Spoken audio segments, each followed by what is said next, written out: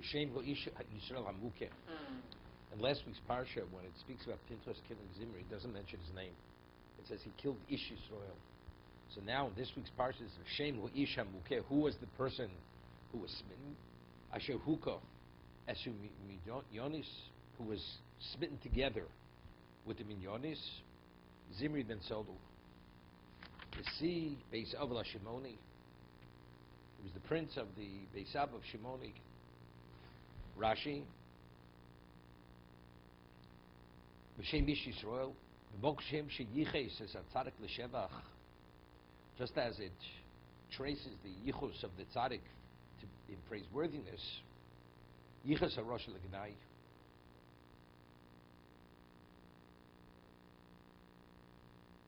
Speaks about over yichus doesn't mean over here in yichus pedigree. It means in terms of identifying. It speaks about Pinchas Shashekini leilokov, v'chapav ne'yisrael. Who's this one? This is Hashahuka. He was the one together with the Midyonis.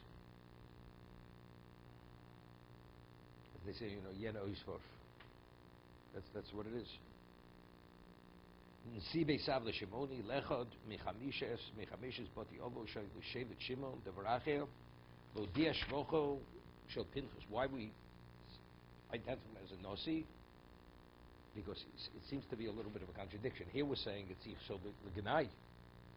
So if it's Yichso, if we're trying to point out l'Gnai, but we're identifying him as what? As Nasi l'Bei Shimon. Right? He's a Nasi of what? Of Shimon. Lodia shvocho shel Pinchas she'avav yishazehu yonosi lo mones atzmi l'kanei l'chil Hashem. That despite the fact that he was a Nasi, this didn't prevent him in any way to avenge the Chil Hashem. Who's the person who we killed, who we had smitten?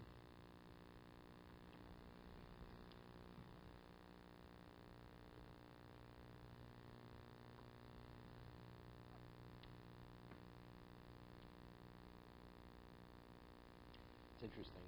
By Korach, it says, by Korach, it's a question I had to learn Pshat. Rashi brings two pshatim. Vayikach Korach.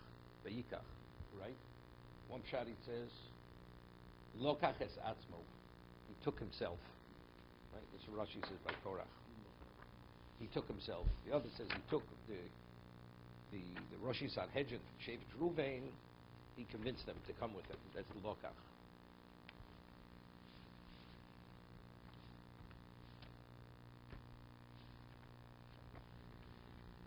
Lokach es atzm tzarech lios nechlak mitoch eido. Right? That's what Rashi says. He took himself to be on one side, to be separated from the eido. L'or al-kuna.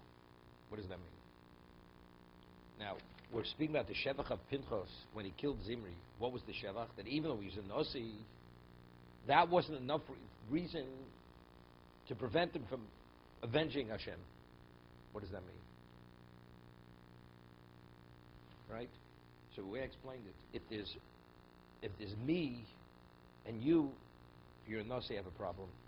You're so much greater than I am. But if when it comes to Chil Hashem, there's no me. There's only Hashem, then you're relevant. That was Pinchas. Korach, how does Korach come to go against Moshe Rabbeinu? Moshe Rabbeinu, he's the melech. Moshe Rabbeinu is what? He's the melech over Korach, of all Klal Yisrael. Lokach es atzmo mitoch. It says Lokach tzarach lios nechlok mitoch eido. You're not my king. Understand? It's like you got somebody. One of these chieftains from one of the from the Africans.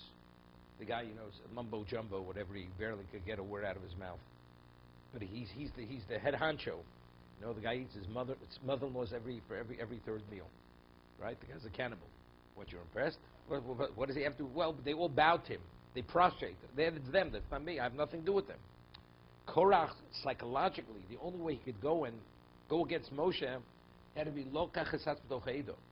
He had to remove himself. You're not my melech. If you're not my, now I could argue with you. Psychologically, I have no problem going against you. Pinchas is kin elokim.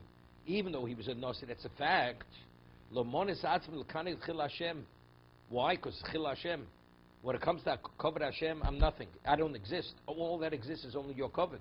If that's the case, then regardless, even though he's not the Shevet Shimon, but versus Hashem, he's nothing. Therefore, it revealed to us who Pinchas is. What was Pinchas' level?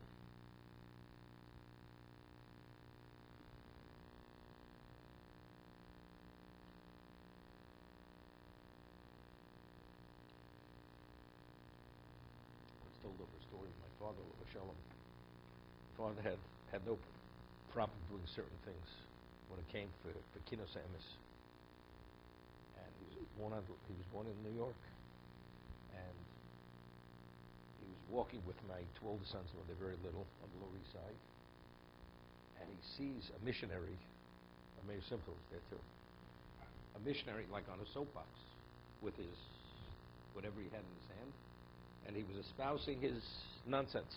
Okay, my father goes over to this guy, coughs up phlegm in his throat, spits him straight in his face.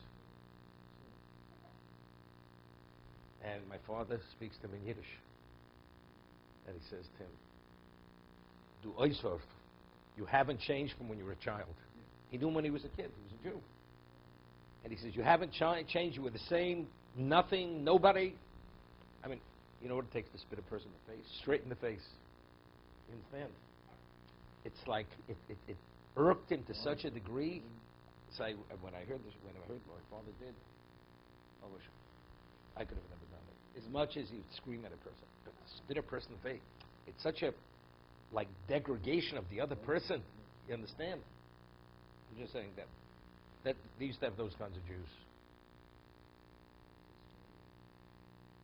V'shemu isha muka hamidyonis. Who was the woman who was smitten? Who was the midyonis? Kozib Asur. Who was she? Rosh Umas Beisav Midyanu. It's always bothered me. Why is the Torah identifying her?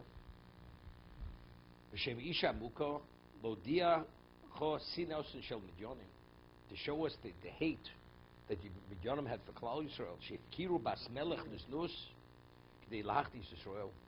They went and they were mafkir. She's a princess to be machti Yisrael. Let's understand. They believed they would be killed, right? They believed. What wouldn't a person do to save his life? How was this lodia sinosa shel midyanim? Right? What wouldn't a person do? I mean, they believed that the Klal Yisrael were going to uproot him. As it says, Chol Chashor, Seisav Asodeh, Sierra Kasodeh. So how does this somehow reveal Sinosa Shel Yisrael? Here, Sivza Chachami asked the question basically. Makshim ha'olam minole dimshum sinosam. How do we know? Dilma daiten hoye lahachti osam deshetosa shchinim Yisrael ki hoye misyorim Yisrael. That's his question. Shlomat came and designate Mijan hochol lehem usrilu dein bebilam shuma moshes im kain echosam mais gezel piatzoso el bishum sinoso. No. Hear what he's saying?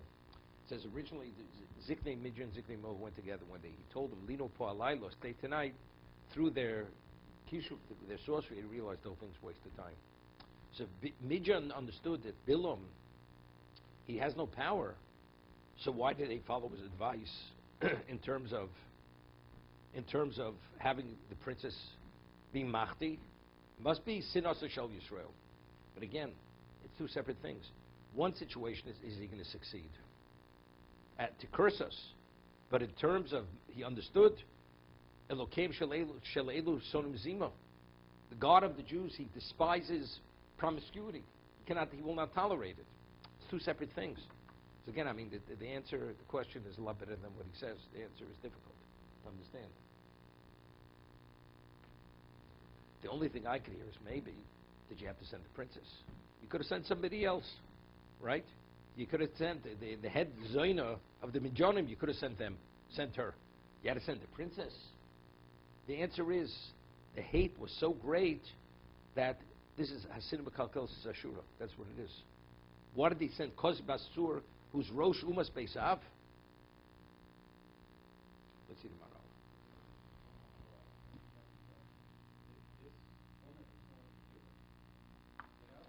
It's Harayt also.